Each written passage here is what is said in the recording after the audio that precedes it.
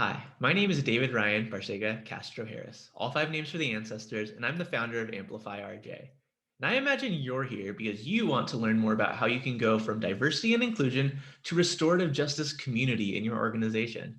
What's wrong with DEI? It's needed, but it doesn't go far enough. At its best, most D&I trainings raise awareness for systemic problems and address individual harmful behaviors.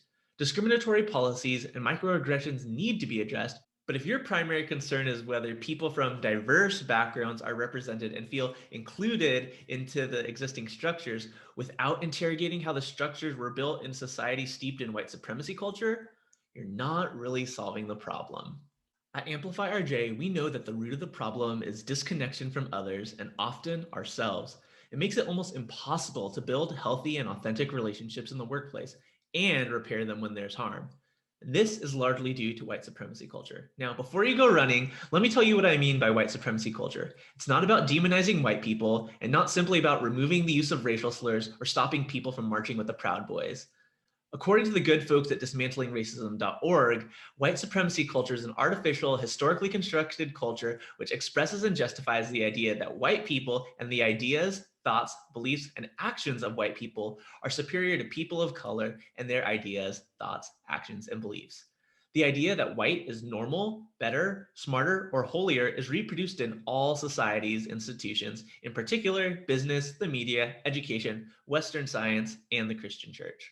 White supremacy is not the shark in the water, but it's the water in which we swim. People who embody different identities are affected differently, but everyone gets harmed by white supremacy culture.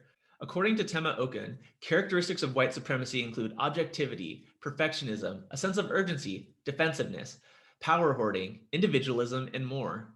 How do these characteristics show up in your life? How do you uphold them? How are you harmed by them? This isn't the fault of any one individual. These characteristics have been upheld by institutions for centuries, and they harm everybody. But individuals can make the changes that will help us build a more equitable world. So what does this have to do with restorative justice?